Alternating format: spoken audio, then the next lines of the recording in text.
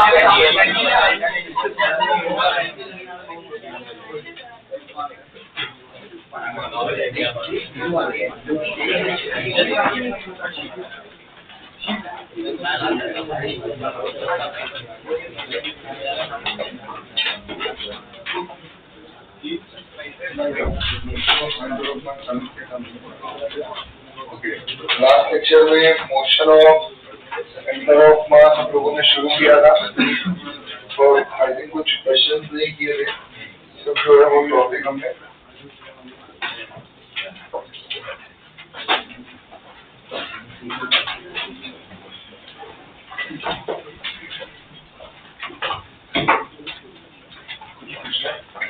बोलो क्या हो गया।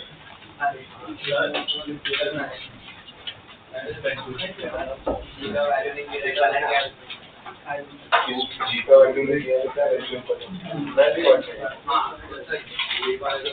उसने सेम ले लिया 9.81 ले लिया तो एनवीटी में 9.81 हाँ तो इसमें आंसर में के का डिफरेंस है एनवीटी में ये तो पेपर में 9.8 लेके 74 आ रहा हाँ 0.81 लेके 95 हो रहा वो रेंज वाली हाँ अब रेंज उसमें मुझे मैसेज कर देता हूँ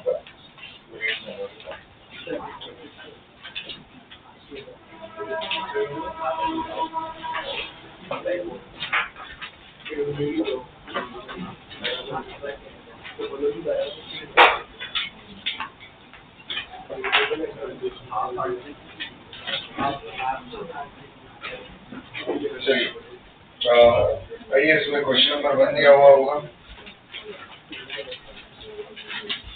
motion of centre of mass heading दिख रही है स्पीड के अंदर उसका क्वेश्चन नंबर 1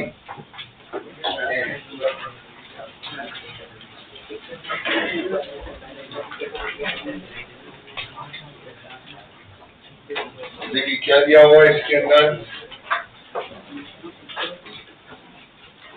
क्वेश्चन को ध्यान से देखेंगे projectile is fired at a speed of 100 meter per second at an angle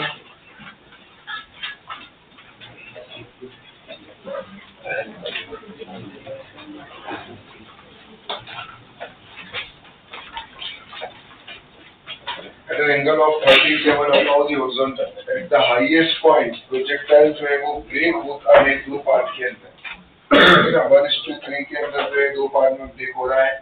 After explosion, the lighter part comes to rest. Explode होने के बाद जो हल्का पार्ट है वो रेस्ट पे आ जाता है. Find the distance after launching point where the heavier is land. बड़ा अच्छा क्वेश्चन है और प्रोजेक्टाइल आप लोगों ने पढ़ाई है तो ये प्रोजेक्टाइल के साथ में जो है ये हमारे सेंटर एक्सप्लोजन वाले सेंटर ऑफ मास वाले क्वेश्चन को ऐड किया गया है. देखिए हो क्या रहा है उसके लिए एक चीज को समझना है.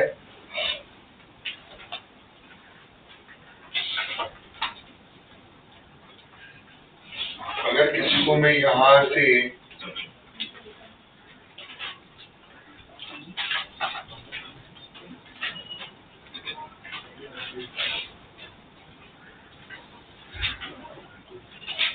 लिखता हूं तो ये उसका क्या रहेगा बताओ, ये उसका क्या रहने वाला है, पाथ रहने वाला है। अगर मैंने इसको इस तरह से फेंका है कि जो भी इसने प्रोजेक्टाइल मोशन किया है, जो पाथ ट्रेस किया है वो ये पाथ ये रहने वाला है। अगर ये एक्सप्लोड नहीं होता तो एक चीज को समझना होगा कि ये जो एक्सप्लोड हुआ है उसका कॉज क्या है बताओ। एक्सप्लोड होने का कॉज क्या है, अंदर कुछ रिएक्शन होगी, अंदर से ब्लास्ट हुआ है, बाहर से किसी ने इसको ब्रेक नहीं। तो एक्सप्लोजन का रीजन होता है इंटरनल फोर्स। इसका मतलब क्या है, no external force.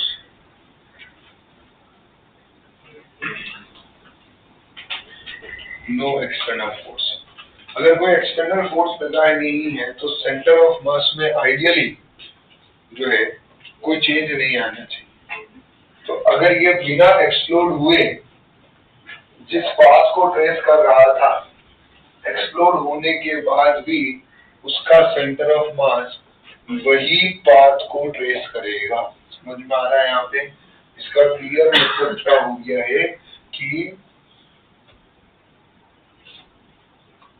without explosion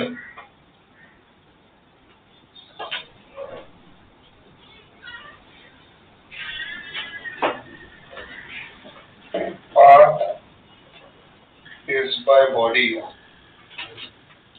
और उस बॉडी के अंदर क्या है, उसका centre of mass is same as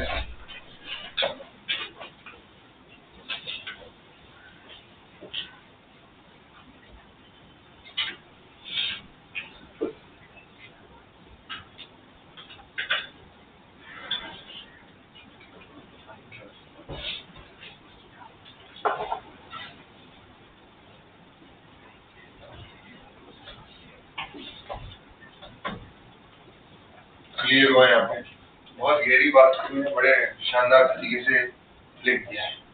अब आप उसको समझिए और हो क्या रहा है, कहाँ जाके ब्लास्ट हुआ है।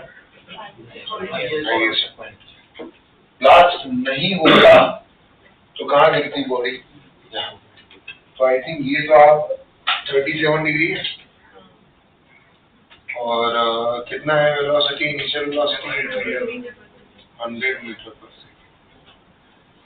तो अभी यहाँ से लेके यहाँ तक का ये तो ground to ground projectile motion है। इसका रेंज हम निकाल पाएंगे आराम से।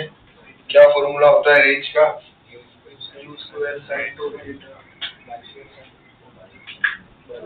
जी बरोबर है। अब यू का वैल्यू कितना है, सही बताया ना आप लोगों ने फॉर्मूला है। मेरे को नहीं आता है, मैं तो तुमसे सीख रहा हूँ। थीटा का वैल्यू कितना हो गया है 37 अपॉन जी। जी को एक काम करो, यहाँ पे हम हमारी कन्वीनियंस के लिए क्या लेते हैं 10, 100 into 100। अब ये साइन 2 थीटा को मैं ऐसे लिख देता हूँ 2 sine 37 cos 37 divide by 10 cut 1 2 3 into 2 into sine 37 का वैल्यू कितना होगा 5 into 4 by 40 कितना आ गया अभी देखो 24 into 4 960 मीटर रेंज तो आ गया है। तो ये सेंटर ऑफ मास की लोकेशन आ गई। किसकी लोकेशन आ गई, सेंटर ऑफ मास। सॉर्टेड है। ये हाईएस्ट पॉइंट पे ब्रेक हुआ, लाइटर पार्ट 1 kg वाला पार्ट वो यहीं से सीधा नीचे आ गया। हाईएस्ट पॉइंट रेंज का हाफ होगा बरोबर है। तो ये यहाँ से यहाँ तक का डिस्टेंस कितना होगा, अगर वो 968 है कितना है 480। ये तेरा x1 हो गया, यहाँ पर सेंटर ऑफ मास बैठा हुआ है तो ये तेरा xcm हो गया। और एक और पार्टिकल है जो कितना है 2 kg, वो कहाँ गिरेगा वो देखना है। इसकी पोजीशन हमें निकालनी है फ्रॉम दी, ये x2 हमें पता नहीं, कैसे निकाले भाई? वही 1:3 का रेशियो है। 1:3 का रेशियो है। टोटल मास कितना है? वो नहीं दिया। एक काम करो, इसको m बोलो और इसको 3m बोलो, बरोबर है? अभी तक टोटल मास कितना हो जाएगा? बताइए, कोई कंफ्यूजन? तो अब हम क्या करें? हम सिंपल से, हमें पता है मुझे सेंटर ऑफ मास की पोजीशन पता है, पार्टिकल 1 की पोजीशन पता है। सर आपको कैसे पता कि 3 kg का पार्टिकल इसके आगे ही रहेगा? थोड़ा लॉजिक लगाओ। 2 ही पार्टिकल है तो सेंटर ऑफ मास उनके बीच में कहीं आएगा, वो यहाँ एग्जैक्ट बीच, मतलब उनके वो मिड वाले जोन में आएगा। अब वो चाहिए पार्टिकल की तरफ थोड़ा टिल्टेड रहेगा, तो ऑब्वियस बात है 3 kg वाला इसके आगे ही होने वाला है। फिर भी जो आएगा वो देखेंगे, हमारे पास ओरिजिन ये दिया हुआ है, तो ओरिजिन के हिसाब से फिर आप पहले तो फॉर्मूला लिख देते हैं, XCM equal to m1x1 plus upon m1 plus XCM कितना है हमारे पास में 960, बरोबर। मास m1 m है, यह आ जाएगा 480 प्लस ये 3m मास, इसका डिस्टेंस हमें निकालना है और ये आ जाएगा 4m। सॉल्व कीजिए और आपको x2 का वैल्यू मिल जाएगा, इसका वैल्यू मिल जाएगा। x2 का वैल्यू आप आसानी से निकाल, सॉल्व करके कुछ मिलेगा 1120। लिखिए शांति से, तो फिर क्वेश्चन 2 करिए।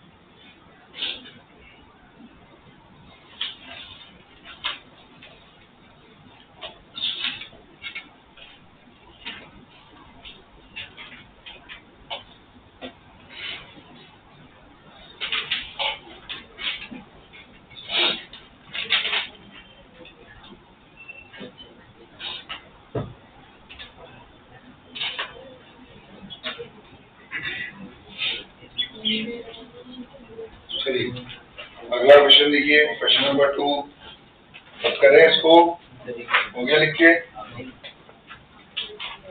लिख के हो गया। क्वेश्चन 2 देखिए,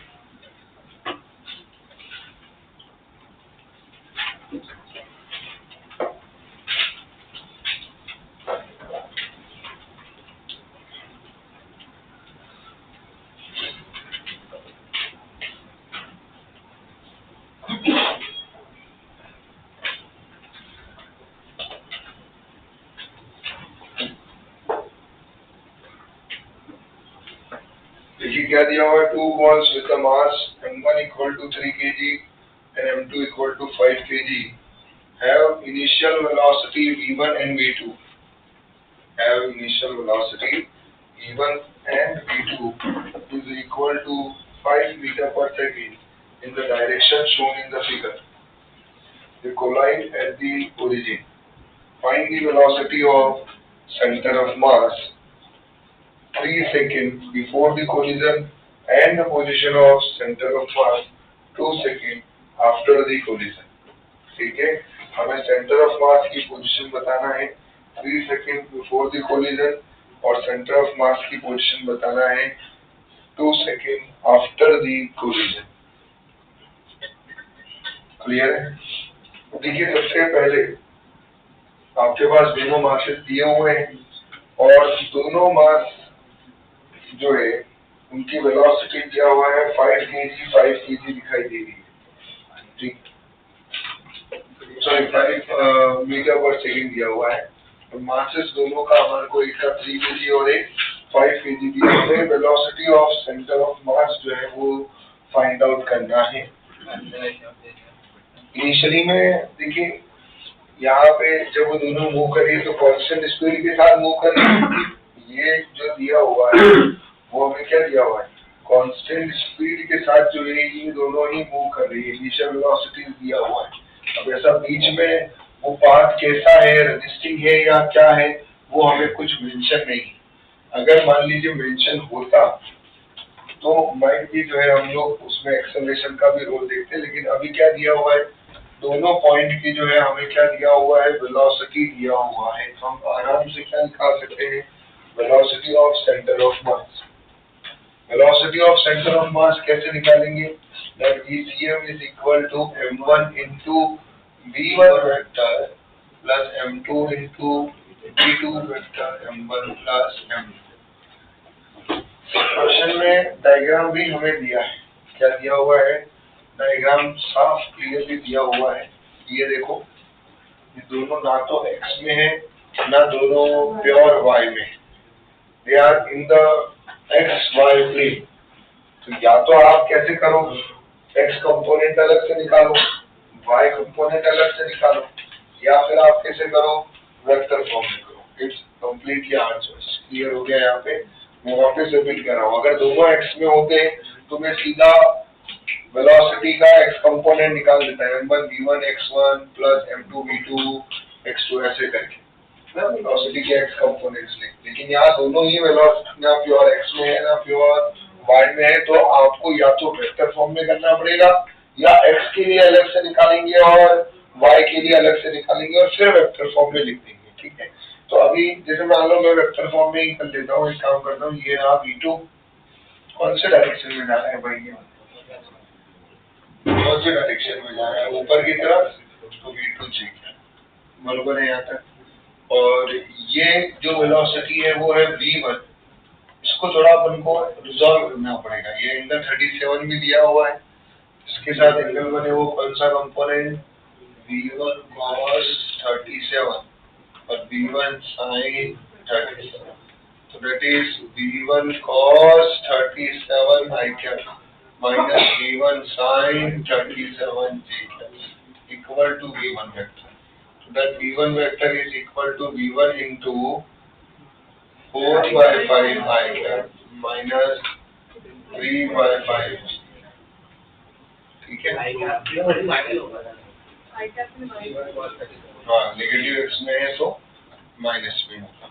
क्लियर है यहाँ तक? चलिए अभी निकालिए velocity of centre of mass, that is equal to क्या आएगा, देखो m1 v1 vector plus m2 v2 vector upon m1 plus m2। m1 का मास कितना है? 3 है ना, और v1 ये यहाँ दिया हुआ है इटालियन, और वेलोसिटी का भी वैल्यू दिया हुआ है। कितना दिया हुआ है दोनों में? 5 दिया हुआ है, 5 ही दिया हुआ ना। हाँ, तो जब रखिए 5 रखिए तो 5 से 5 इधर कैंसिल आउट होगा, तो -4 i cap -3 j cap plus इधर कितना आ रहा है? 5 into 5 j cap divide by total mass 8। Solve करते कितना आ रहा है ये? -12 -9 -12 i cap -9 j cap plus 25 j cap upon 8। कितना हुआ ये? -9 प्लस 25 कितना हुआ? Plus 16 upon 8। कितना आएगा देखो?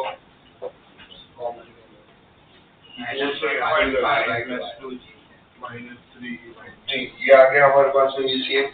ठीक है, अब उसके बाद में अगला जो मुद्दा है हमारे पास, नेक्स्ट हमें क्या पूछेंगे? तो मिल गया हमें velocity of centre of mass before collision. अगर आंसर मैग्नीट्यूड में दिया हो तो हम मैग्नीट्यूड भी निकाल सकते हैं। ठीक है, नेक्स्ट अब हमारे को पूछा गया है कि भाई पोजीशन क्या होगी। क्या पूछ लिया हमारे को कि पोजीशन क्या होने वाली है वो बताइए, और वो जो बोला है after collision. After collision position क्या होगी, that we have to find. तो मेरा आपसे पॉइंट है कि यहाँ पे एक्सेलरेशन दिया हुआ है क्या? नहीं, तो इसका मतलब यहाँ पर ACM तो तुम्हारा क्या होगा? 0। तुम्हें डिस्प्लेसमेंट अगर निकालना होता है तो तुम क्या करते थे? Delta R vector is equal to UCMT plus half ACM into T square, ऐसा ही कुछ किया जाता है। अब उसमें यहाँ तो ये तो 0 है, और UCM ही इनिशियल हो या फाइनल वेलोसिटी तुम्हारी सेम ही रहने वाली सेंटर ऑफ मास की। वो कितनी है ये यहाँ से देखो, that is -12 i cap by square, sorry 12 by 8 कितना होता है? 1.5 प्लस 2 j इनटू टाइम कितना है? 2। और यहाँ पर हमें फाइनल पोजीशन पूछा है। क्या पूछा है? डिस्प्लेसमेंट नहीं पूछा है, क्या पूछा है? Final position. तो ये रही तुम्हारे फाइनल पोजीशन माइनस ये रही तुम्हारे इनिशियल पोजीशन। इनिशियल पोजीशन कितना है? ओरिजिन पे कोलिजन हो रहा है ना, तो ओरिजिन पे हो रहा है कोलिजन। तो इनिशियल पोजीशन तुम्हारी क्या हो गई? 0। कोलिजन कहाँ हो रहा है? तो ये तेरा क्या होगी? सिंपल 0। यहाँ पे हमारे पास आंसर क्या है? ये 2.5।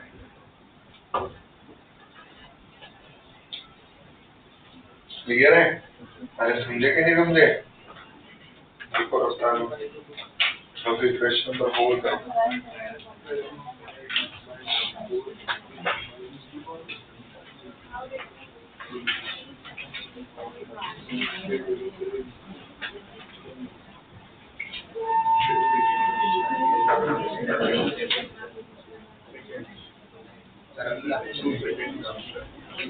Question number 4।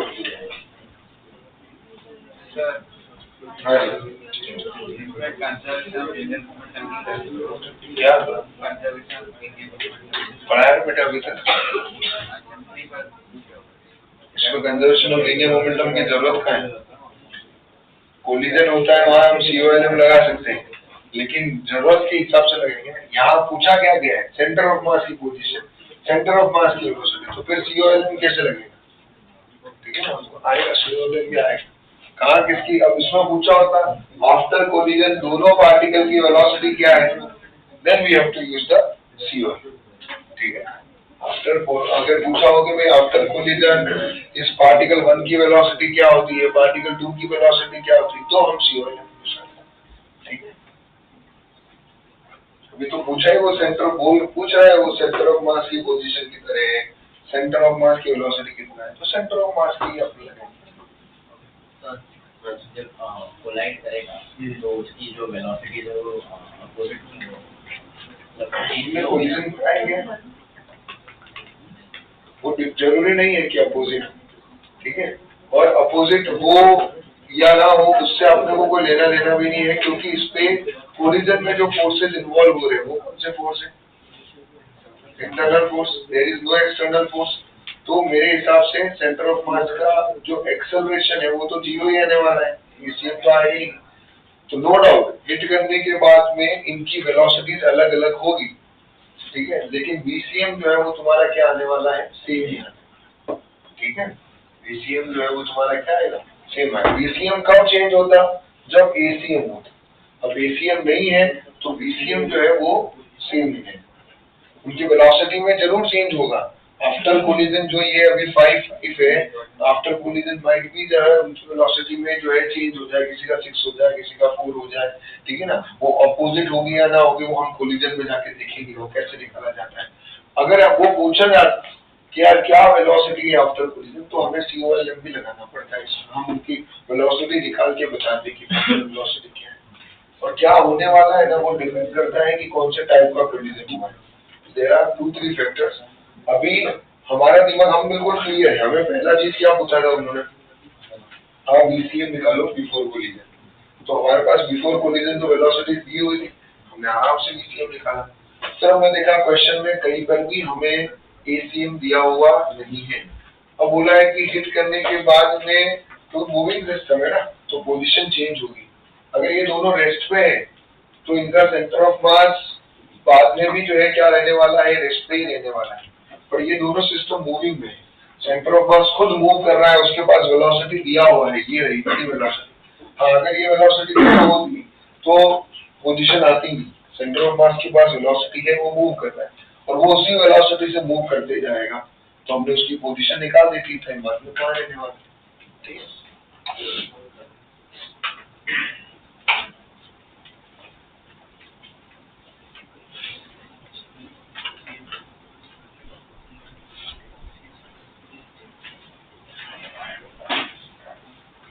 बाद में एक आध क्वेश्चन ऐसे भी आएंगे जहाँ सेंटर ऑफ मास कोलिजन दोनों मिक्स होता हुआ भी दिखेगा।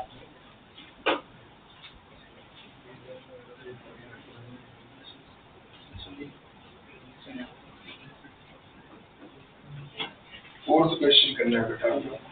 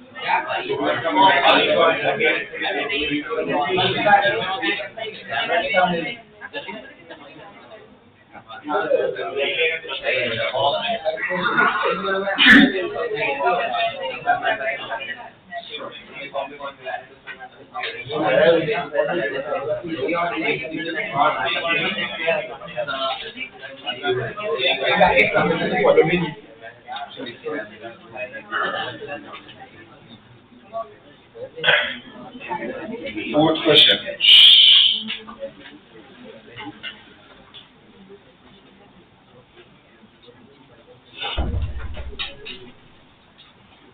फोर्थ क्वेश्चन देखिए क्या है। अरे मजा आ रहा है कि नहीं आ रहा सेंटर ऑफ मास में?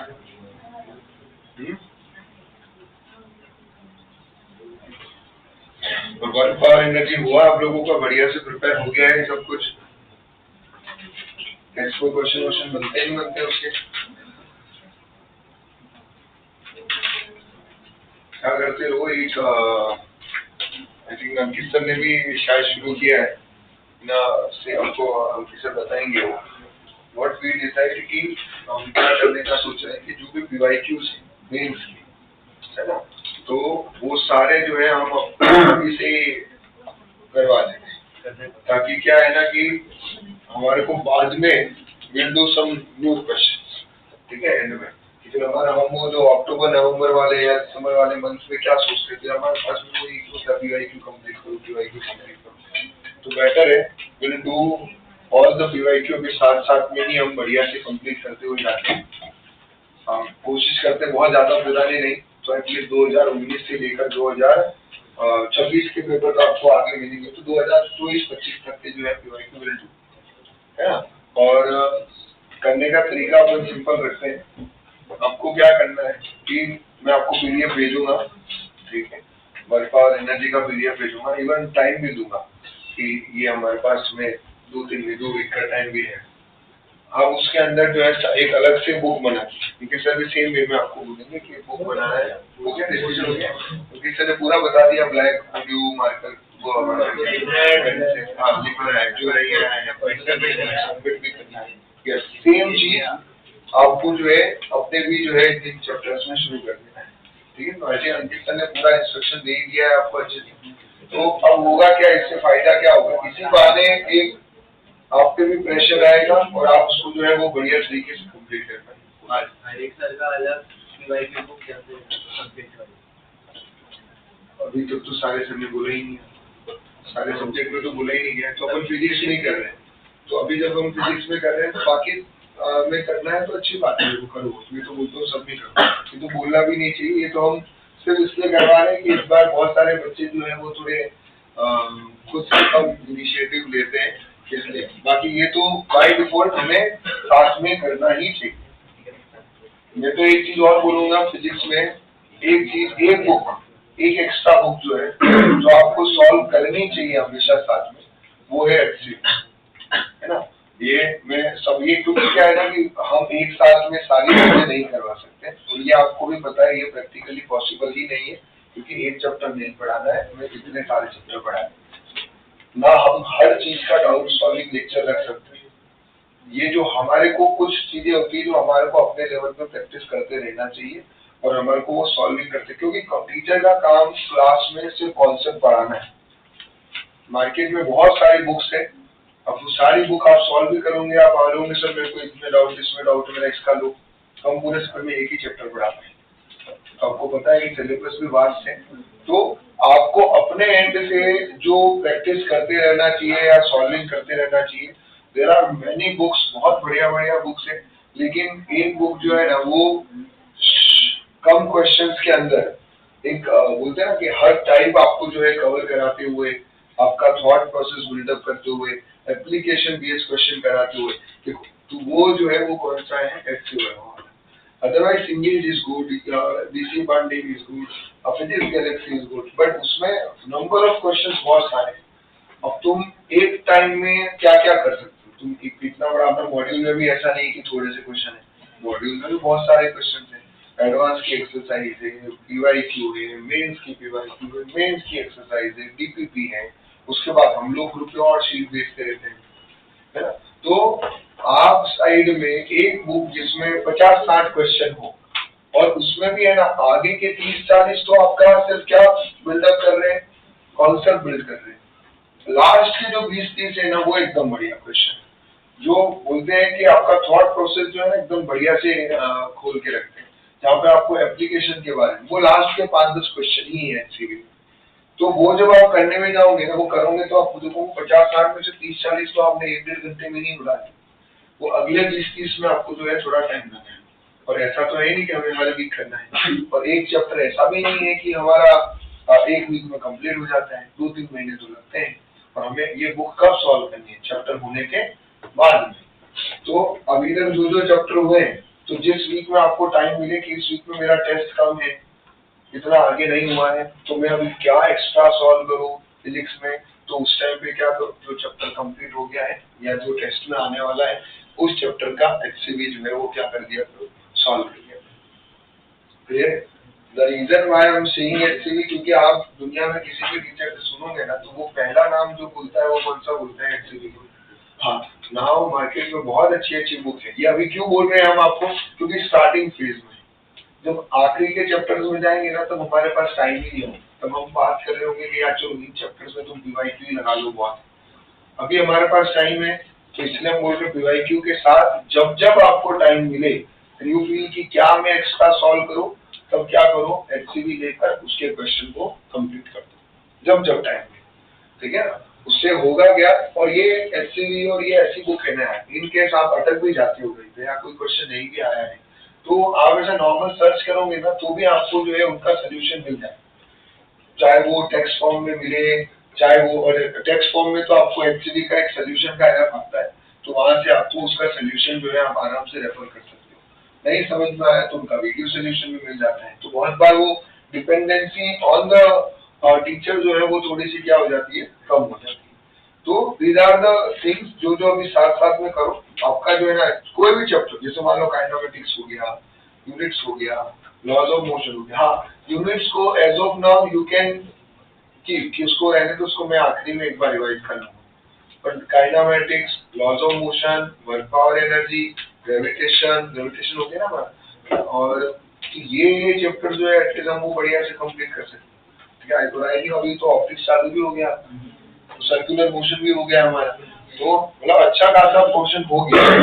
तो इन चैप्टर में आपकी, ये मैं क्यों बोल रहा हूँ, क्योंकि आखिरी के जो चैप्टर है ना, में आप जब आप अगले साल इस टाइप के होंगे या इससे 2-3 महीने पहले होंगे, then we don't have time to revise this chapter.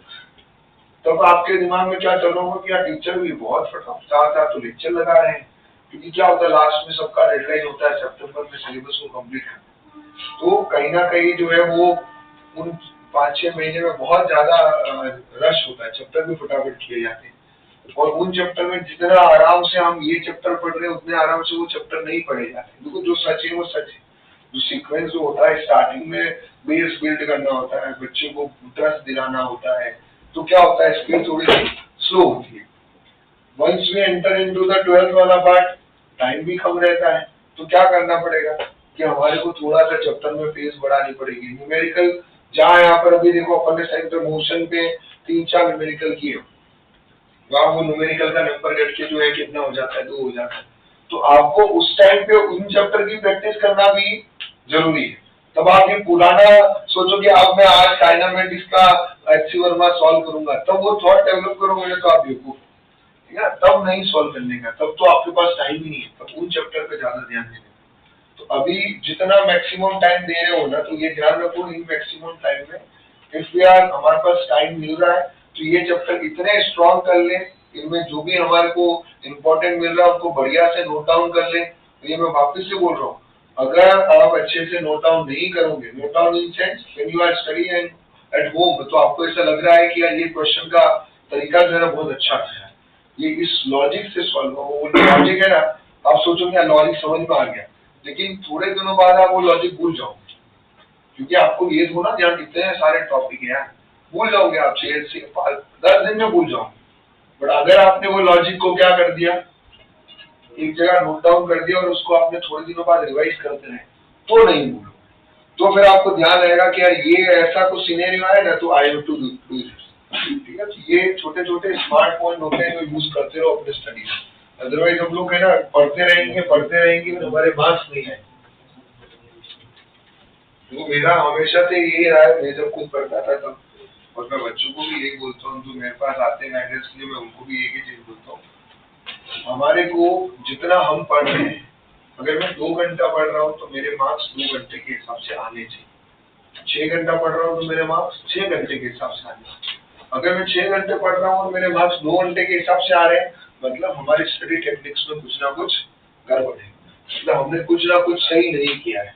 तो ये चीज हमेशा अपने दिमाग में रखो, और स्मार्टनेस आओ, जहाँ जो सॉल्व कर रहे हो ना वो सब चीजों को बढ़िया से क्या करो, नोट डाउन करो। आप देखो मैं बहुत बार जैसे अब यही चैप्टर है, तो इसमें मैंने काम किया है, मैंने इसमें शीट बनाया है, तो आप देखो इसमें मैंने एक भी बुक नहीं छोड़ी। और अगर आप स्मार्ट हो और आपने अगर अगला बुक सॉल्व किया है तो आप समझ रहे होंगे क्वेश्चन के फॉर्म से, क्वेश्चन के सेट से, क्या ये तो सर ने है ना राहुल सरदाना वाली बुक में से क्वेश्चन दिया, ये सर ने सिंगेज में से क्वेश्चन दिया, ये सर ने इस मटेरियल में से दिया, ये पीजी में से दिया। तो अब मैं जब 5 बुक का देखता हूँ तो ऑब्वियस बात है दे रहा आपका सर यार ये भी क्वेश्चन अच्छा है, ये भी क्वेश्चन अच्छा है, ये भी क्वेश्चन अच्छा है, ये भी डाल दो, वो भी डाल दो, वो भी डाल दो। लेकिन फिर वी नो ना कि टाइम इज द कंस्टेंट, तो जो क्वेश्चन सारे कॉन्सेप्ट को लेकर जा रहा है अपन वो डाल देते हैं, बट स्टिल वेरिएशन आया तो वो किसको पकड़ना पड़ेगा? आपको ना। तो उसके लिए सॉल्विंग किसको करनी पड़ेगी? आपको सॉल्व करना पड़ेगा। तो कॉन्सेप्ट हो जाता है, कॉन्सेप्ट तो हो गया, लेकिन वेरिएशन को पकड़ने के लिए क्वेश्चंस की प्रैक्टिस ही जरूरी है। आप नोट्स रीडिंग से कभी भी नहीं सीख सकते। मैं आपको नोट्स के अंदर है ना 150 टाइप भी लिखवा दूंगा, लेकिन फिर भी नहीं सीखोगे, क्या पता एग्जाम में 51वां टाइप आ जाए। तो हमेशा रटने में कहीं भी मत जाओ, वही फॉर्मूला मत रटो। आपका लॉजिक क्या होना चाहिए? I have to understand the thing, मुझे समझना है। हाँ, कोई कोई शॉर्टकट होता है तो ठीक है, कभी कभार चल जाए, लेकिन क्वेश्चन की कॉन्सेप्ट की अंडरस्टैंडिंग पे ध्यान दो और फिर क्वेश्चन को उस अंडरस्टैंडिंग से सॉल्व करो। तो वो क्या आपका थॉट प्रोसेस बिल्ड करेगा कि अगर नया टाइप आया तो हम आराम से कर लेंगे। चलिए अभी अगला क्वेश्चन देखते हैं। ये देखो, ये क्वेश्चन पढ़ते हैं, देखते ही हमें एग्जाम में लोग क्या गलती करते हैं। अरे पुली ब्लॉक सिस्टम है, आराम से जो है हमारा काम हो जाएगा। लेकिन क्या है, क्वेश्चन की एक लाइन पढ़ना भूल जाते हैं। वो लास्ट में क्या बोलता है? Find the acceleration of centre of mass of the system. अगर यहाँ सेंटर ऑफ मास वर्ड को कट कर दो तो क्या पूछा जाता? Acceleration of system. जो आज तक आपने एलएलएम में किया है वही करना था। सिंपल सा आपको क्या करना था, ये दोनों ब्लॉक को पकड़ना है,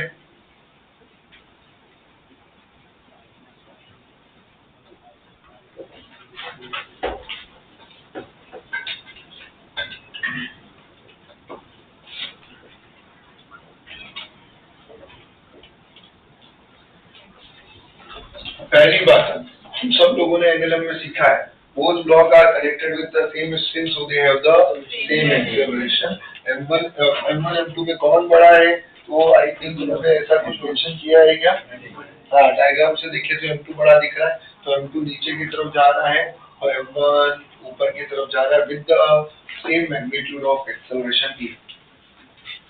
ये कितना आएगा यार, ये मैग्नीट्यूड ये कैसे निकाले? तो सिंपल है भाई, अपने पास ये रहा, इसका वेट पूरे को सिंगल सिस्टम की तरह ले लो। भाई अपने फंडे एनालिसिस में एकदम क्लियर हो गए थे कि भाई जब भी मुझे पता है कि पूरे सिस्टम का एक्सेलरेशन सेम ही है तो मैं अलग अलग एफबीडी नहीं बनाऊंगा, मैं शॉर्टकट का यूज करूंगा। शॉर्टकट बोलता है पूरे को सिंगल सिस्टम की तरह ट्रीट करो। जब तुम सिंगल सिस्टम की तरह ट्रीट कर रहे हो तो उनके बीच में लगी हुई जो भी कनेक्टिंग फोर्सेज है, चाहे वो स्ट्रिंग हो, चाहे वो स्प्रिंग हो, या कॉन्टैक्ट की वजह से नॉर्मल रिएक्शन हो, ये सारे को किसकी तरह ट्रीट करना है? इंटरनल फोर्स की तरह ट्रीट करना है। इनको कंसीडर करने की जरूरत नहीं होती है। तो और कौन से फोर्स बचे? m2g बचा और m1g बचा। m2g एक एक्सेलरेशन के डायरेक्शन में है, इसलिए पॉजिटिव। m1g एक्सेलरेशन के अपोजिट है, इसलिए नेगेटिव।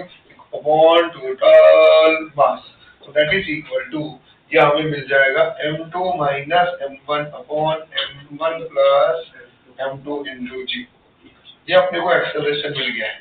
एक्सेलरेशन मिलने के बाद अगला जो हमारा काम है वो है सेंटर ऑफ मास का एक्सेलरेशन निकालने का। इसका निकालना है centre of mass. Centre of मास का एक्सेलरेशन अगर मैं निकालना चाहूंगा तो फॉर्मूला क्या होगा? m1a1 plus m2a2 upon m1 plus. If I take negative, नीचे वाले को पॉजिटिव लेता हूं तो ऊपर वाले को मुझे क्या लेना पड़ेगा? नेगेटिव। तो यहाँ से मिल जाएगा ACM equal to m1 into a plus m2 into minus a, नहीं ये प्लस, ये आएगा m2 minus m1 upon m1 plus m2 into a. और इस a को भी आगे यहाँ पे पुट करो तो क्या आंसर आएगा? m2 minus m1 upon m1 plus m2, इधर भी है और ये भी है, तो क्या हो गया? Whole square. और ये ACM कौन से डायरेक्शन में जा रहा है? डाउनवर्ड। पॉजिटिव आया तो डाउनवर्ड। क्लियर? कोई कंफ्यूजन इसके अंदर? कोई कंफ्यूजन नहीं है।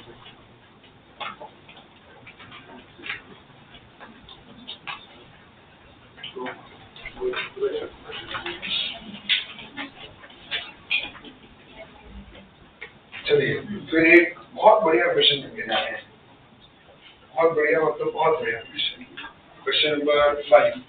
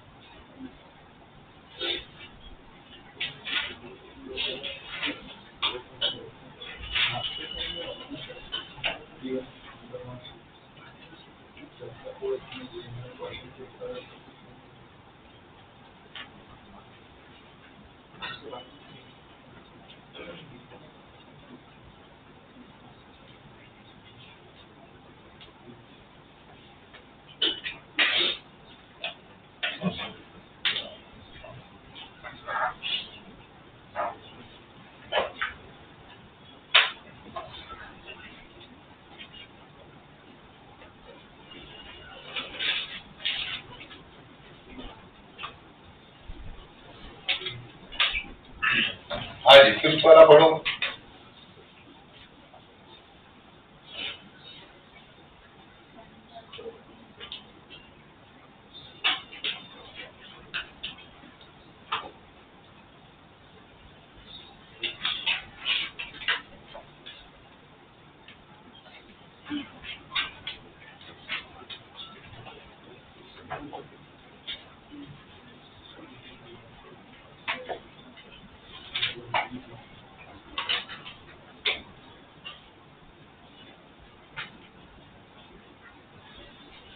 देखिए क्या दिया हुआ है, a wedge of mass M2 is placed at the rest on a scale as shown in the figure. A small block of mass M1 slide down the frictionless incline of the wedge.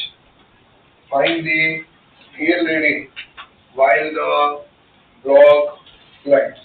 बताना है हमें क्या, scale reading बताना है जब block जो है वो नीचे की तरफ स्लाइड कर रहा हो, नीचे की तरफ स्लाइड डाउन हो। तो अब यहाँ पे थोड़ा स्मार्टली दिमाग लगाइए कि हो क्या रहा है।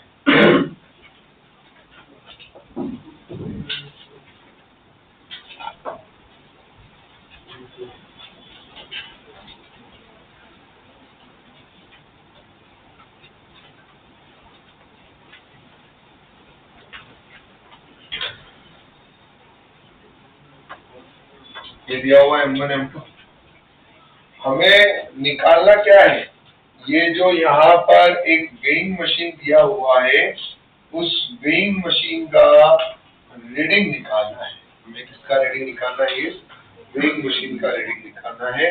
अब आप थोड़ा दिमाग लगाइए, थोड़ा सोचिए कि यहाँ हो क्या रहा है, यहाँ क्या कंडीशन चल रही है। इस वेइंग मशीन का हमें क्या निकालना है, रीडिंग जो है वो फाइंड आउट करना है। एक सिंपल लैंग्वेज में अगर हम समझे, वेइंग मशीन क्या मेजर करती है बताओ, नॉर्मल रिएक्शन। तो इन शॉर्ट यहाँ पे जो लगने वाली नॉर्मल रिएक्शन है that we have to find. क्या फाइंड आउट करना है हमें, नॉर्मल रिएक्शन जो है वो हमें इस सिस्टम का फाइंड आउट करना है और कुछ हमें देखने की जरूरत है। तो अगर मुझे इसका नॉर्मल रिएक्शन निकालना है, क्योंकि यहाँ हो क्या रहा है आइडियली, अभी M1 के ऊपर M2 के ऊपर M1 स्लाइड करते हुए नीचे आ रहा है, ठीक है। भले दिख M2 बड़ी स्टेशनरी रहा है, लेकिन ये उसके ऊपर क्या करते हुए नीचे आ रहा है, स्लाइड करते हुए नीचे आ रहा है, तो अब मे भी जो है इनके मोशन में कुछ ना कुछ चेंज हो रहा हो। तो मैंने क्या किया इस टाइप के क्वेश्चन को, इसको पूरे को सिंगल सिस्टम की तरह ट्रीट किया, इसकी तरह ट्रीट किया, सिंगल सिस्टम की तरह ट्रीट किया। ये मेरा एक सिंगल सिस्टम है। जब मैं पूरे को सिंगल सिस्टम की तरह ट्रीट करूंगा तो उसका पूरा सिस्टम का वेट जो कि सेंटर ऑफ मास पे ही लाई कर रहा है, जो भी फोर्सेज आप सब सेंटर ऑफ मास पे दिखाओ जो सिस्टम पे लग रहे हैं। तो एक तो इसका वेट लग रहा होगा m1 प्लस m2 इंटू जी। कॉन्टैक्ट की वजह से इस पे क्या लग रहा होगा, नॉर्मल रिएक्शन। अब ये सिस्टम रेस्ट पे है या मोशन में वो हमें पता नहीं, तो वो हमने कैसे सोचा कि एक काम करते हैं, क्योंकि ये मोशन में है तो शायद कहीं ना कहीं सिस्टम के सेंटर ऑफ मास के पास एक्सेलरेशन हो सकता है, क्योंकि अब हम देख किसको रहे, सिर्फ और सिर्फ सेंटर ऑफ मास को। पूरे सिस्टम का मतलब क्या हो गया, जहाँ पे आप फोर्स लगा रहे हो, जहाँ आप एक्सेलरेशन लगा रहे हो, वो देखना है। तो हमें सबसे पहला काम करना पड़ेगा कि सेंटर ऑफ मास का एक्सेलरेशन निकालना पड़ेगा। इसका एक्सेलरेशन निकालना है सेंटर ऑफ मास। अब सेंटर ऑफ मास का एक्सेलरेशन कैसे निकालना, देखिए पहले इसको देखिए, इसका कंपोनेंट क्या आ रहा है, m1g sin थीटा, और ये नीचे की तरफ ग्राउंड रिस्पेक्ट में a1 एक्सेलरेशन से जा रहा है। तो आई थिंक एक्सेलरेशन का कंपोनेंट कितना है, a1 equal to g sin theta. ये जो आपका नॉर्मल रिएक्शन है वो कौन से डायरेक्शन में बताओ, y डायरेक्शन में। तो एक्सेलरेशन ऑफ सेंटर ऑफ मास का भी कौन सी डायरेक्शन का कंपोनेंट चाहिए, y डायरेक्शन का। तो ये a1 नीचे की तरफ जा रहा है, इसको रिजॉल्व करता हूँ तो ध्यान से देखेंगे, ये अगर थीटा है तो आई थिंक ऑल्टरनेट एंगल से ये भी थीटा होगा, और ये कंपोनेंट आएगा a1 sin थीटा, बराबर है यहाँ पे। तो a1 का y डायरेक्शन में कंपोनेंट आ रहा है a1 sin थीटा, बराबर। और आई थिंक ये m2 तो हमारा क्या दिखाई दिया हमें, रेस्ट पे।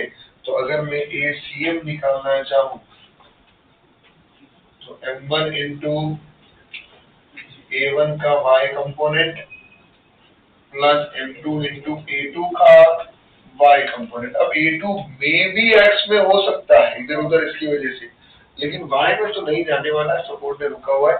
तो a2 का y कंपोनेंट तेरा 0 है, divide by total mass. a1 का y कंपोनेंट होगा a1 sin theta. When you put a1 का value over here, it is g sin square theta, that is moving in downward direction. तो हमने ये समझ लिया है कि जो अगर डाउनवर्ड पॉजिटिव आया तो हम डाउनवर्ड मानेंगे। तो ACM is equal to m1 into g sin square theta plus 0 divide by m1 plus m2।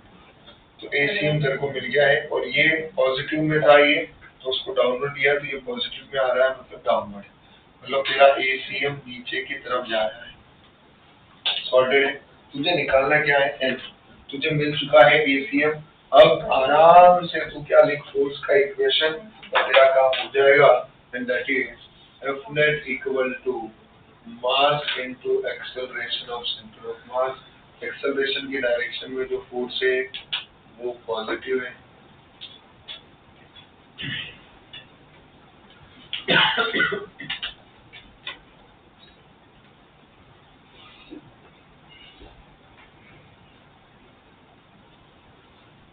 Total mass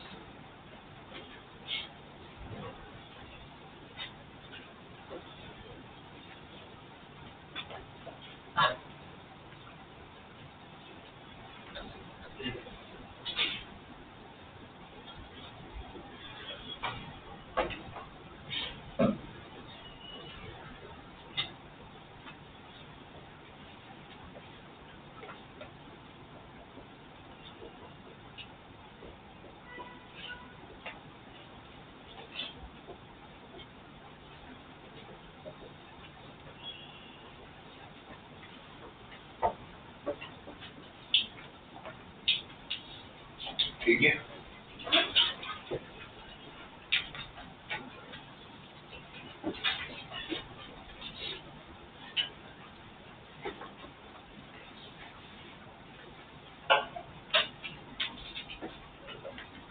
और सिंप्लीफाई करूंगी तो और आपको मिल जाएगा।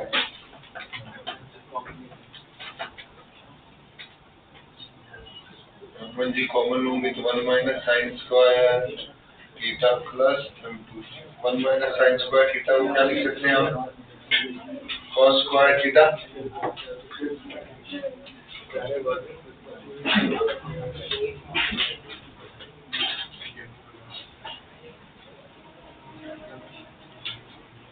हाँ जी बोलो।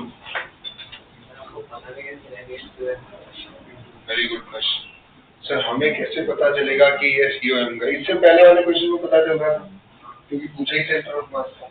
अब इस सिस्टम में हो क्या है आप देखो। मैं अगर NLM पहले दिमाग में क्या आया होगा आपको उस क्वेश्चन को सॉल्व करते रहे, ठीक है। पर NLM में आपने एक चीज नोटिस किया होगा कि उसमें हो क्या रहा था कि जो सिस्टम है, हाँ क्या मैं सर इसको NLM से कर सकता हूँ? हाँ तू कर सकता है NLM से। अब NLM से करने के लिए तेरे को करना क्या पड़ेगा तू देख। इसी क्वेश्चन को अगर मैं NLM के अप्रोच से करूँ, M2 के ऊपर कौन मूव कर रहा है? M1। तो तुझे या तो सिर्फ M2 का FD बनाना पड़ता, इसका FD बनाना पड़ता, M2 का FD बनाना पड़ता क्योंकि वो रेस्ट पे है y डायरेक्शन में इसके। तो जब तू M2 का FD बना रहा होता है तो तुझे M1 की वजह से जो कांटेक्ट की वजह से नॉर्मल रिएक्शन लग रही होती वो तुझे दिखानी पड़ती। वो नॉर्मल रिएक्शन को निकालने के लिए तुझे किधर जाना पड़ता? M1 के FD में जाना पड़ता। कहाँ पे जाना पड़ता? M1। फिर उस M1 के FD से तुझे जो है वो नॉर्मल रिएक्शन मिलती है और वो किस एंगल पे लग रही है, वो एंगल मतलब उसका अमाउंट और उसका जो x कंपोनेंट y कंपोनेंट वो सब कुछ मिलता है। क्लियर? वहां से भी हम इस क्वेश्चन को सॉल्व तरीका क्लियर है। अगर तू NLM का अप्रोच भी सोचेगा तुझे क्या करना पड़ेगा? M1 का FD निकालना पड़ेगा। M1 के FD के बाद में तुझे इस पे M2 नॉर्मल रिएक्शन निकालनी पड़ेगी। वो नॉर्मल रिएक्शन को तुझे यहाँ रखना पड़ेगा। उसके बाद में तेरा काम जो है वो शुरू हो। यहाँ तक क्लियर? बट मुद्दा ये आ रहा है, प्रॉब्लम ये आ रही है कि यहाँ पर एक सिस्टम के ऊपर जो है क्या दिया हुआ है, एक और ब्लॉक दिया हुआ है और वो मोशन में है। इसीलिए अगर मैं उसको सिंगल सिस्टम की तरह ट्रीट करूं तो वो क्या रहा है, जब मैं अगर ये रेस्ट पे होता तो तू उसको सिंगल सिस्टम की तरह ट्रीट करके कर लेता है। तो तूने अभी भी तेरे दिमाग में आया कि मुझे यही निकालना है ना, मैं बीच का वो नॉर्मल रिएक्शन क्यों निकालने के लिए जाऊं, बीच का वो नॉर्मल रिएक्शन क्यों निकालने के लिए जाऊं, मेरे दिमाग में वो थॉट है। क्योंकि वो नॉर्मल रिएक्शन निकालो फिर उसका भी रिजोल्व करो कंपोनेंट ऑफ बहुत मुगल बन। तो हमने क्या किया, अगर मैं इसको सिंगल सिस्टम की तरह ट्रीट करूं तो फिर मैंने देखा जो मैं सिंगल सिस्टम की तरह ट्रीट कर रहा हूं तो उसमें से एक बॉडी के पास एक्सेलरेशन है और दूसरी बॉडी के पास एक्सेलरेशन नहीं है। जब आप पूरे को सिंगल सिस्टम की तरह ट्रीट करते हो ये चीज हमेशा याद रखो। और वहां पर भी हम करते थे NLM में, लेकिन वहां पर हमारे को इसकी जरूरत नहीं पड़ी। हमने वहां पर टोटल मास नेट फोर्स कहाँ लगाओगे आप पूरी बॉडी को एक बनाना चाहते हो तो सब कुछ कहाँ होना चाहिए? सेंटर ऑफ मास पे। तो अगर हम इसका फिर अगर हमने सिंगल सिस्टम पे ट्रीट किया तो हमने इसको एक centre of mass is the point जहां पर हमने देखा कि दो पार्टिकल थे उसमें से एक के पास एक्सेलरेशन है दूसरे के पास नहीं है, मतलब उन दोनों पार्टिकल की हेल्प से मेरे को क्या निकालना पड़ेगा, उस सेंटर ऑफ मास का क्या निकालना पड़ेगा? एक्सेलरेशन। क्या निकालना पड़ेगा? एक्सेलरेशन। और वो एक्सेलरेशन की हेल्प से जो है फिर हम कर पाएंगे। क्लियर है? तो जब भी आप किसी भी सिस्टम को दो पार्टिकल को एक की तरह ट्रीट कर रहे हो, NLM में होता क्या था, जब हम सिंगल सिस्टम की तरह ट्रीट करते थे तो इसका एक्सेलरेशन सेम होता था। तो जब तू ACM यूज करता था, ACM निकालेगा भी तो वो भी क्या आएगा? सेम ही है। ACM भी क्या आएगा? सेम, क्योंकि A1 A2 दोनों सेम है ना। तो M1 into A plus M2 into A upon M1 plus M2, तो एक कॉमन निकल गया तो वो हमेशा ACM A के ही इक्वल आता था, इसीलिए मैं वहां निकालता भी था। अगर ऐसा हो कि दो पार्टिकल है एक्सेलरेशन अलग अलग है तो उस केस में तेरा ACM A के इक्वल होने वाला नहीं है, तुझे ACM निकालना पड़ेगा। तो ये भी वही सिस्टम हुआ, यहाँ पर इन दोनों का एक्सेलरेशन अलग अलग है तो इनका ACM A के इक्वल नहीं है। तो NLM अगर मान लो ये तीन बॉडी है, इसको मैं सिंगल सिस्टम की तरह ट्रीट करना चाहता हूँ तो फिर मुझे क्या बनाना पड़ेगा? सेंटर ऑफ मास वाला। तीनों का एक्सेलरेशन सेम है तो भी हमने सेंटर ऑफ मास लगाया, लेकिन वो बाय डिफॉल्ट क्या दे रहा था, सेम, तो इसलिए हम वहां वर्ड यूज कर देंगे। समझ रहे? तो आप हर बार सेंटर ऑफ मास लगाते हुए आए, क्योंकि आपने पूरे सिस्टम को आप सिंगल सिस्टम ट्रीट कर रहे हो, तो वो पॉइंट कौन सा होगा जहां हम नेट फोर्स लगाएंगे, वो कौन सा एक्सेलरेशन हमें लेना है, तो वो एक्सेलरेशन एसीएम होता था, वो पॉइंट जो है जहाँ पे फोर्स लगाते थे वो क्या होता था, सेंटर ऑफ मास। इसलिए जो क्वेश्चन में एडवांसमेंट आया ना अभी, पहले वाले केस में अभी वाले केस में डिफरेंस है कि आप सिंगल सिस्टम की तरह ट्रीट करना चाहते हो, लेकिन दोनों के एक्सेलरेशन अलग अलग है, तो फिर आपको ये एसीएम इंट्रोड्यूस करना पड़ा, जबकि आप लगा तो पहले भी रहे थे, लेकिन वहां जरूरत नहीं पड़ रही थी, क्योंकि उस केस में सिस्टम के दोनों पार्टिकल सेम एक्सेलरेशन के साथ मूव कर रहे थे।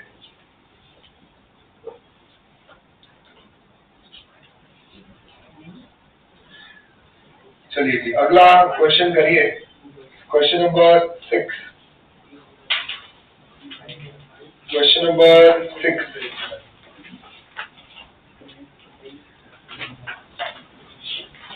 आप पूरा सर्कुलर पढ़ के बैठे है ना, और देखिए आप तो यहाँ एक फील देता हूँ हर क्वेश्चन, इसलिए मैंने कोशिश किया है कि हर चैप्टर में से मैं कुछ ना कुछ आपको उठा उठा के दूं।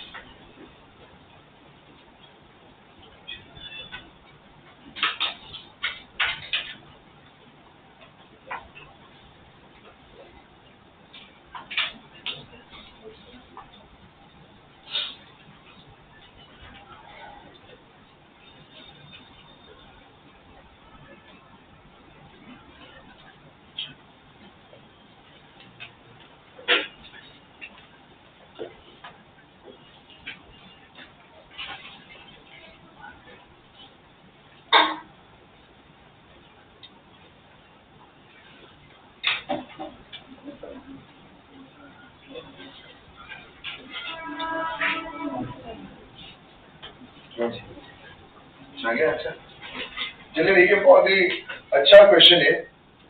द क्वेश्चन इज दैट कि द रॉड, यूनिफॉर्म रॉड जिसका मास m है, लेंथ l है, उसको हमने एक vertical tied to a vertical shaft, it rotates in a horizontal plane, how much vertical axis of the angular velocity omega, how much horizontal force does the shaft exert on the rod। हमने ऐसा circular में question किया है, इसी element element किया जा रहा है, तो है ना, एक तरीका बिल्कुल ये है कि you have to take the element, है ना, अगर हमारा नॉन यूनिफॉर्म शेप है, वी डोंट नो कि कहाँ है रॉड का सेंटर ऑफ मास, ठीक है, आपको मैंने टेबल भेजा था वो बताया ना आप लोगों ने। अब देखो मैं आपको इसमें दो अप्रोच दिखाता हूँ, एक जनरलाइज अप्रोच जो दुनिया कराती है, जो एक इसका रियल बोल सकते हैं कि अप्रोच है जिससे इस क्वेश्चन को सॉल्व किया जाए, और एक होता है सेंटर ऑफ मास का अप्रोच कि वो कैसे क्वेश्चन को जो है एकदम पपलू बना देता है।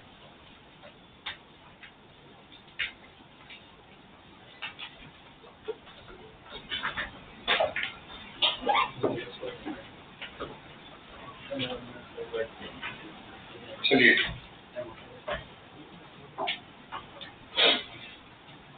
सर्कुलर में क्या इस टाइप का आपने क्वेश्चन आई थिंक किया होगा शायद, या इंटीग्रेट करके सर ने बताया होगा। चलिए, ये दिया हुआ है हमारा। अब इसमें कुछ नहीं करना होता है कि आप इसमें से छोटा सा एलिमेंट लेते हो टीएम, ये रहा डीएक्स, और यहाँ हॉरिजॉन्टल फोर्सेस जब भी बॉडी सर्कुलर पाथ में घूमती है टुवर्ड्स द सेंटर एक एक्सेलरेशन आता है, इसको आप क्या बोलते हो, सेंट्रीफ्यूगल एक्सेलरेशन। तो टुवर्ड्स द सेंटर जो है एक एक्सेलरेशन लग रहा होगा AC। अब यहाँ से इसने पकड़ के रखा हुआ है तो शाफ्ट ने अंदर की तरफ एक हॉरिजॉन्टल फोर्स लगाया हुआ है F, और आपको ये फोर्स F जो है वो निकालना है, and that is equal to dF into AC। Integrate करूंगा तो पूरा एक्सेलरेशन आ जाएगा और पूरा फोर्स आ जाएगा। AC को मैंने क्या लिख दिया है, AC को लिख दिया मैंने ओमेगा स्क्वायर इंटू यहाँ से यहाँ तक की डिस्टेंस x है, तो omega square into x। dm को मैं क्या लिख सकता हूँ, that is lambda equal to dm by dx which is equal to total mass upon total length. Uniform है तो यूनिफॉर्म में total mass upon total length हो या small mass upon small length हो, उनका रेशियो जो है वो क्या रहने वाला है, सेम, क्योंकि लैम्डा तुम्हारा वहाँ कांस्टेंट रहेगा। तो तुमने dm को रखा m by l into dx, इसको उठाया और तुमने यहाँ डाला, इंटीग्रेट किया 0 से l, you will get the answer। एक अप्रोच ये। दूसरा, if you know the center of mass का पोजीशन, क्या जानते हो तुम सेंटर ऑफ मास का पोजीशन, तो तुम्हें पता है कि पूरे मास को तुम एक जगह पे कॉन्सेंट्रेट करके पॉइंट मास बना दोगे। ये ले भाई, ये तेरा पूरा मास, ये रहा m, यहाँ से यहाँ तक का डिस्टेंस कितना हुआ, l/2। तो तेरा उस केस में ये टुवर्ड द सेंटर लगने वाला एक्सेलरेशन AC और या टुवर्ड द सेंटर लगने वाला फोर्स ये रहा T, तो T इक्वल टू या F equal to mass into AC, और AC को हो जाएगा omega square into length in that. तो this is the centre of mass approach जो हमारे को हेल्प करता है क्वेश्चन को उड़ाने में। ये मेथड 2 आपने ये मेथड से सॉल्व किया है, और this is the actual approach जिसको हम बोल सकते हैं। ये केवल सेंटर ऑफ मास आ गया है इसलिए, बट अगर नॉन यूनिफॉर्म शेप हुआ तो तुम्हें ऐसे ही करना पड़ेगा।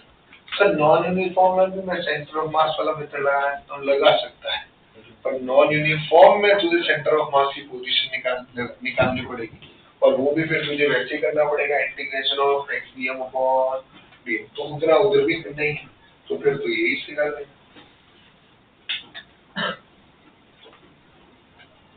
चलिए, आई होप ये क्लियर हो गया बढ़िया से। एक क्वेश्चन चैलेंज के फॉर्म में मैं आपको देना चाहूंगा, और वो क्वेश्चन है आपका 7th वाला क्वेश्चन, या आप घर पे खुद से ट्राई करके आएंगे बढ़िया तरीके से। क्लियर? चलिए, before coming to the 8th question, एक नोट मैं आपको लिखवाना चाहूंगा, वो नोट लिखेंगे हम लोग। ये हो गया लिखिए सबका, जल्दी लिखिए सर।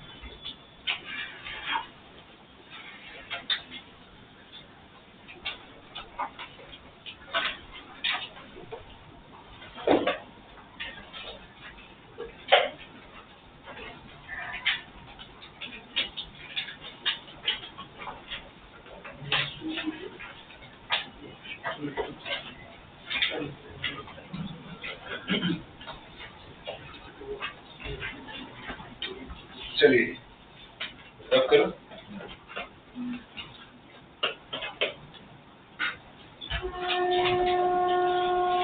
ध्यान से एक बड़ा अच्छा पॉइंट समझने वाले हैं, तो बहुत सारे क्वेश्चन आने हैं पहले भी।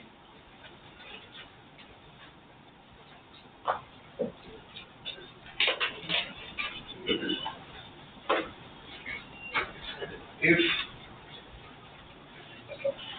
नेट एक्सटर्नल फोर्स क्या है, 0 है। अगर नेट एक्सटर्नल फोर्स 0 होगा तो एक्सेलरेशन ऑफ सेंटर ऑफ मास 0। अगर एक्सेलरेशन ऑफ सेंटर ऑफ मास 0 है तो तुम्हारे velocity of centre of mass constant होगी और वेलोसिटी ऑफ सेंटर ऑफ मास 0। अगर यहाँ इनिशियली बॉडी किस पे हो, initially bodies are at rest, तो यहाँ किससे मूव कर रही हो,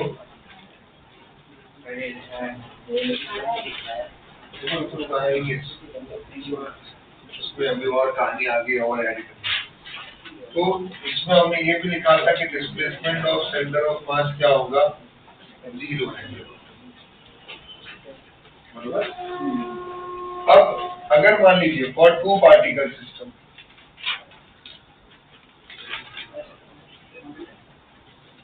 displacement of centre of mass तुम्हारा क्या रहने वाला है, m1।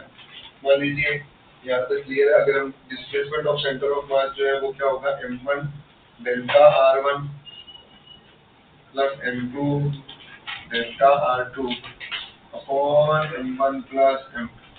तो अगर ये 0 है तो ये भी 0 हो जाएगा, तो that is 0 is m1 delta r1 plus m2 delta r। अगर x है तो x में रहेगा, y है तो y में। ये हमारे पास एक पॉइंट आ गया। यहाँ से क्या समझ में आया, देखो यहाँ से क्या समझ में आया कि ये जो डेल्टा r1 है वो डेल्टा r2 का क्या होगा, नेगेटिव में आने वाला है, अपोजिट डायरेक्शन में आने वाला है। अगर एक पार्टिकल पॉजिटिव एक्स में गया तो दूसरा पार्टिकल किधर जा रहा होगा, नेगेटिव एक्स में। एक पार्टिकल अगर 2 से पॉजिटिव एक्स में गया तो दूसरा पार्टिकल जरूरी नहीं है 2 से जाए, लेकिन दूसरा पार्टिकल कितना डिस्टेंस मूव किया होगा वो हम जरूर निकाल पाएंगे। Delta r2 is equal to m1 by m2 into delta r। तो हमें दूसरे पार्टिकल, तीसरे पार्टिकल, मान लो 3 पार्टिकल भी होते ना तो भी हम पोजीशन निकाल पाते। क्या होता है, m1 delta r1 plus m2 delta r2 plus m3 delta r। ये डेल्टा r का मतलब क्या है, डिस्प्लेसमेंट। क्या है डेल्टा r का मतलब, डिस्प्लेसमेंट। तो सेंटर ऑफ मास का डिस्प्लेसमेंट जो है अगर 0 रहेगा तो पार्टिकल 1 का डिस्प्लेसमेंट डेल्टा r1 है, तो पार्टिकल 2 का कितना होगा, पार्टिकल 3 का कितना होगा, that we have to find. ठीक है, उसी पर बेस्ड है क्वेश्चन नंबर 8 लिख दीजिए। और फिर आइए क्वेश्चन नंबर 8 जो आप ट्राई करके आइए अगले लेक्चर में। और सबसे इम्पोर्टेंट 7th वाला पार्ट ट्राई करके आइए। मॉड्यूल के अंदर मैंने आपको लास्ट लेक्चर में कुछ काम दिया ना, इसमें से कुछ काम नहीं दिया गया अभी तक। मॉड्यूल ओपन कीजिए, देखिए बहुत कुछ हो चुका है इस चैप्टर में।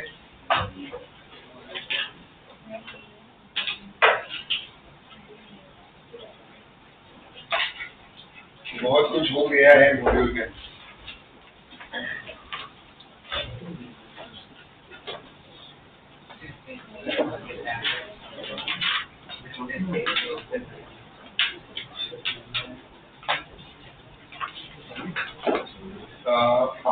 एग्जाम्पल नंबर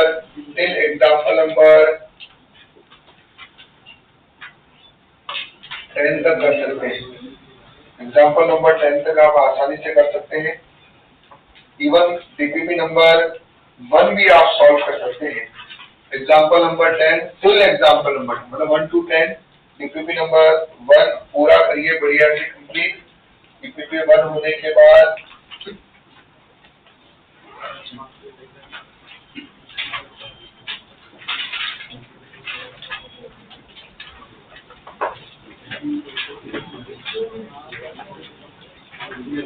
एक्सरसाइज के अंदर क्वेश्चन नंबर 1 से लेकर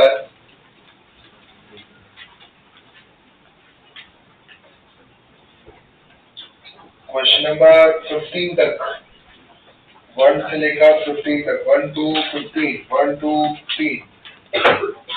एक्सरसाइज में, मेंस की एक्सरसाइज में 1 to 15, एडवांस ऑब्जेक्टिव में क्वेश्चन नंबर 1 से लेकर क्वेश्चन नंबर 8 तक, 1 to 8, 1 से लेकर एडवांस में 1 to 8। ठीक है, इतना करिए पहले। आई थिंक ये अच्छी खासा हुआ है क्वेश्चन।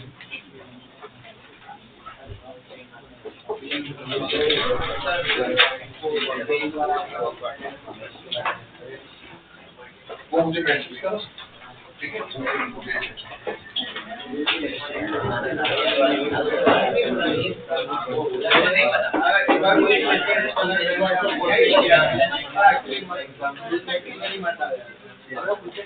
नहीं होगा। दूसरी बात में